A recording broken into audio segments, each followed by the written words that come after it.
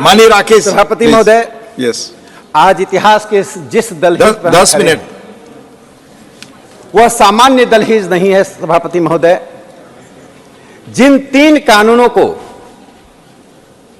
साम्राज्यवादियों ने साम्राज्यवाद के हित में लिखा था, आईपीसी, सीआरपीसी और इंडियन एविडेंस एक्ट, जिसे हाउस ऑफ कॉमन्स और हाउस ऑफ लॉर्ड्स ने पारित किया था, जिसे भारतीयों को दासता के बंधन में दमन के साथ बनाकर रखने के लिए बनाया गया था, आज उन 3 कानूनों को परिवर्तित ही नहीं किया जा रहा। 3 कानूनों को पूरी तरह से खारिज करके 3 नए कानून को बनाया जा रहा है। प्रधानमंत्री नरेंद्र मोदी जी इस देश में डीकोलोनाइजेशन का एक नया इतिहास लिख रहे हैं।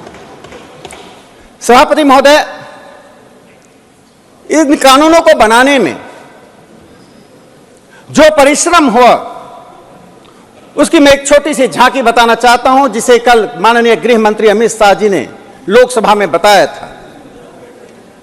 18 राज्यों ने, 16 उच्च न्यायालयों ने, सर्वोच्च न्यायालय ने, 22 लॉ यूनिवर्सिटीज ने, 5 विधिवेत्ताओं ने जो शिक्षाविद हैं, और 200 आईपीएस ऑफिसर्स ने, करीब 40 सांसदों ने और स्टैंडिंग कमेटी के साथ 3200 सुझाव आए। इन 3200 सुझावों में से इन 3 कानूनों को बनाया जा रहा है। जो मुख्य बातें जो चर्चा हुई, मैं 4-5 बातें उसमें उल्लेखित करना चाहता हूं।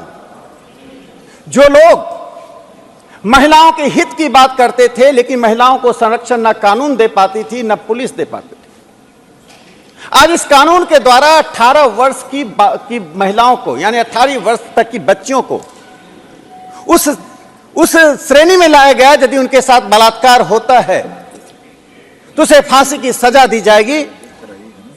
0 एफआईआर और एस्कॉन्डिंग यानी फरार होने की जो संख्या थी, अपराध की संख्या 19 थी, उसे बढ़ाकर 120 कर दी गई है।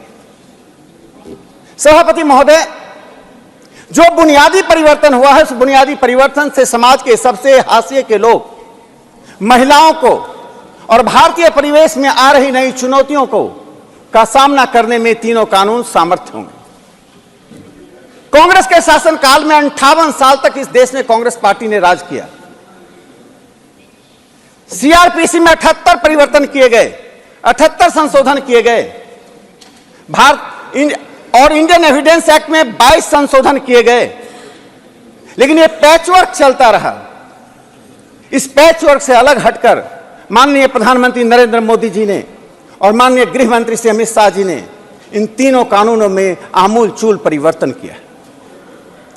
सीआरपीसी के 177 धाराओं को, सेक्शन को समाप्त कर में बदलाव लाया गया है, 24 को हटा दिया गया है।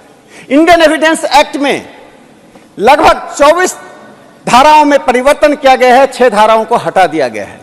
इन सभी बातों को कहते हुए मैं जिस बात को रेखांकित करना चाहता हूं, लोकतांत्रिक तरीके से इस देश के हित में, इस देश के संदर्भ में जो 3 कानून बने हैं, उसका आधार क्या है?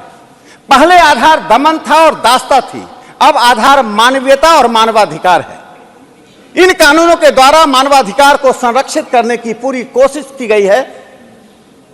हर व्यक्ति यहां महसूस करे कि न्याय से दंड निकलता है, पहले दंड से न्याय निकलता था।